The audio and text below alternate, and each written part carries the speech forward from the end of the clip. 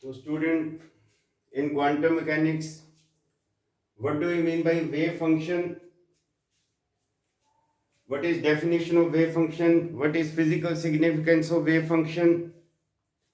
आपको पहले भी बताया था quantum mechanics totally probabilistic phenomena है और wave function in itself has no meaning modulus of square of wave function represents probability density and wave function की डेफिनेशन क्या है the mathematical function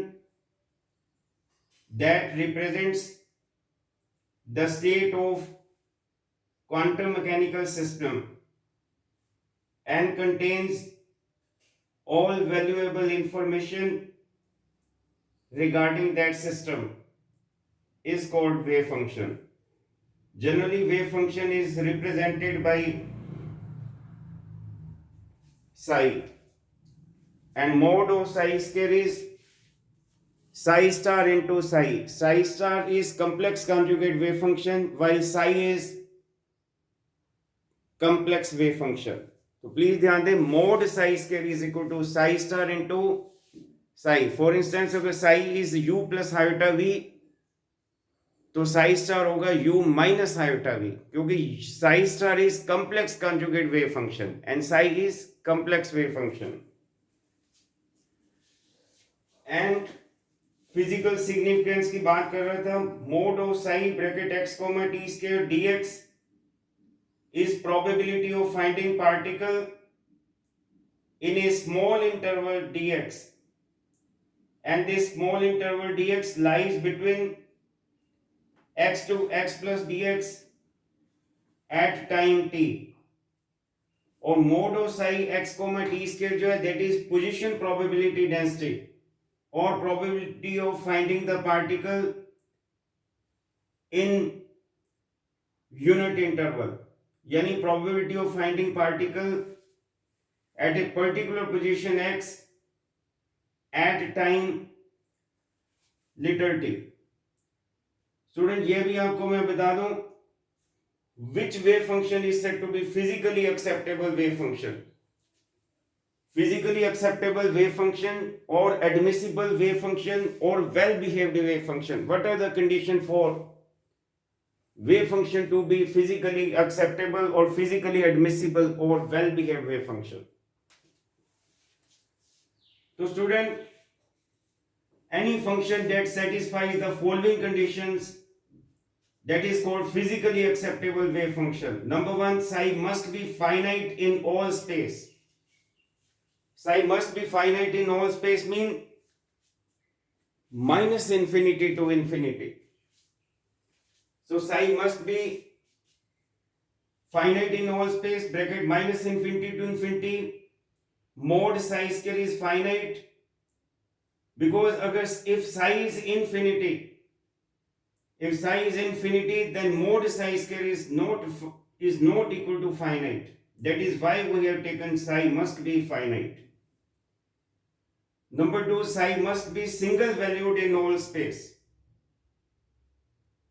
Psi must be single valued in all space. Number three, psi must be continuous in all space. Number four, first order derivative of psi with respect to x. Curly psi or curly x, comma curly psi or curly y, comma curly psi or curly z, comma curly psi or curly t must be finite and single valued in all space. Fifth, curly psi or curly x, comma curly psi or curly y, comma curly psi or curly z must be continuous in all space. Psi must be square integrable. Psi integrable का मतलब if integral f of x dx over all space is finite. और मैं student ये बता दूं single value का क्या मतलब है. जैसे y is equal to x square है. If there is a single value of psi for a single value of independent variable, then psi is called single valued function. And if there is more than one value of function for a single value of independent variable, then function is called multi-valued function. और अब ये question है given below are four functions psi of x. Question है which among them are physically acceptable to represent a material particle. एक एक करके करते हैं. जैसे psi of x is equal to r cos x. R is real constant. इसमें psi is finite. psi of x is continuous. cos का graph continuous होता है, सिंगल वैल्यूड है. अब इसको डिफरेंशिएट करते हैं. dy dx acting on psi minus r sin x. और इसका फर्स्ट ऑर्डर डेरिवेटिव साइन भी कंटिन्यूअस होता है, आप जानते हैं. तो फर्स्ट ऑर्डर डेरिवेटिव फाइनाइट है, कंटिन्यूअस है, सिंगल वैल्यूड है. ये तो कंडीशन सेटिस्फाइड है. अब मुझे चेक करनी है स्क्वायर इंटीग्रेबल की कंडीशन, वो मैं बता देता हूं. A wave function for which integral mod of psi of x के dx is finite is said to be square integrable. यानी integral of psi of x mod square dx over all space. All space mean ये dx है तो x is running from minus infinity to infinity, should be finite. अगर ये भी condition square integrable की satisfy होगी, then we will say this will represent physically acceptable wave function to represent material particle. आइए one by one देखते हैं. r cos x सारी condition satisfy हो रही है. अब मेरे को ये कंडीशन रह गई लास्ट में, integral mode Sai x square dx. Mod Sai x square dx. अभी मैं बता रहा था मोड साई एक्स स्क्वायर क्या था. Mod of psi x square is equal to psi star x into psi of x. This is complex wave function. Psi star is complex conjugate wave function. तो ये conjugate भी और complex दोनों, ये r cos x और ये भी r cos x ही रहेगा. तो r cos x into r cos x, r square cos square x. ये कंडीशन चेक करो. All space mean minus infinity से infinity. psi of x mod square r cos x into r cos x. और ये dx, ये r square आप जानते हैं cos square x is 1 plus cos 2x over 2. Constant बाहर ले लिया. dx का इंटीग्रेशन x लिमिट पुट करोगे तो इंफिनिटी आएगी. cos 2x का इंटीग्रेशन, ये डेफिनेट इंटीग्रेशन है, लिमिट्स यूज हो रही है. cos 2x का integration with respect to x sin 2x over 2, लेकिन ये लिमिट माइनस इंफिनिटी से इंफिनिटी. और साइन का ग्राफ तो कंटिन्यूअस होता है. और ये जब लिमिट पुट करेंगे, ये तो चलो सोल्व करके फाइनाइट आ जाएगा, लेकिन ये समथिंग ऊपर plus infinity, infinity plus finite is infinity. लेकिन मैंने तो कहा था फाइनाइट आना चाहिए. इसका मतलब psi is not normalisable, therefore psi is not physically acceptable in all space. तो इसका आंसर है, क्या लिखोगे इसका answer? Not acceptable. Why not acceptable? सारी कंडीशन ओके है, लेकिन लास्ट में जो कंडीशन है स्क्वायर इंटीग्रेबल की, उसमें जो आंसर है वो इंफिनिटी हो गया.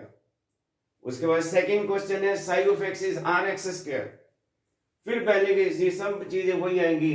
Sai finite, continuous, single valued. First order derivative इसका देखोगे तो r इंटू 2x, वो भी फाइनाइट, कंटिन्यूअस, सिंगल वैल्यू. लेकिन लास्ट कंडीशन चेक करते हैं. क्या है last condition? Mod of psi square dx. Mod psi square क्या है? Psi star psi. तो ये आर एक्स स्क्वायर, ये भी आर एक्स स्क्वायर ही आएगा. तो r square x to power 4. R square is constant. X to power 4 का integration is x to power 5 और 5. लिमिट पुट करो. Infinity to power 5 minus of minus infinity to power 5 minus infinity. तो ये infinity हो गया. फिर answer not नॉर्मलाइजेबल. फिर हम यही कहेंगे कि ये वाला जो बी पार्ट है r x square, this is also not physically acceptable in all space. उसके बाद C part, integral psi r e to power minus x square, सारा कुछ वही है. ये वाली कंडीशंस.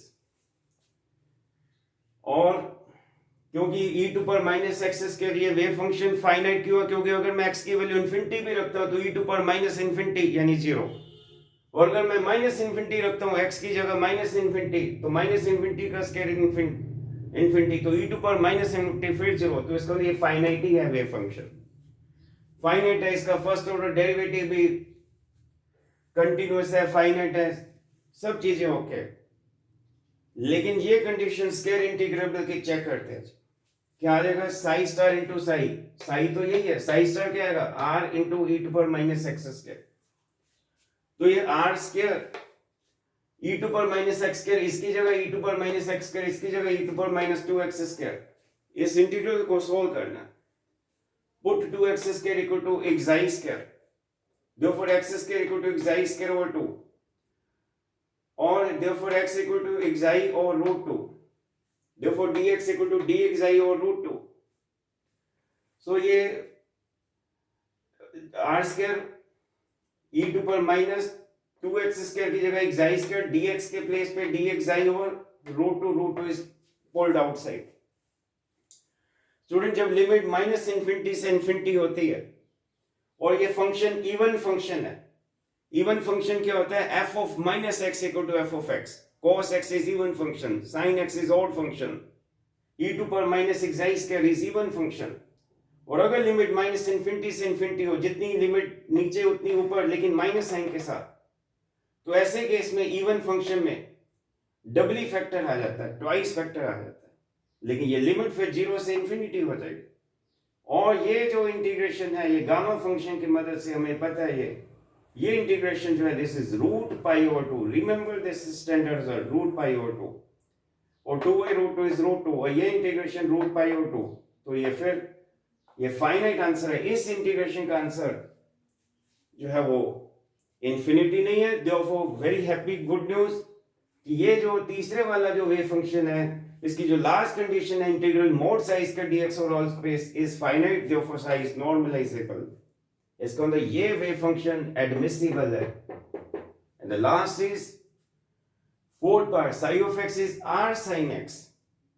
फिर पहले की तरह आप जानते हैं sin x सिंगल वैल्यूड है, कंटिन्यूअस है, साइन का डेरिवेटिव cos x आ जाएगा, cos भी कंटिन्यूअस होता है. इसका मतलब वो सारी कंडीशन सेटिस्फाई हो रही है कि साइन सिंगल वैल्यूड है, फाइनाइट है, कंटिन्यूअस, और उसका first order derivative r sin x का फर्स्ट ऑर्डर डेरिवेटिव क्या है? r cos x.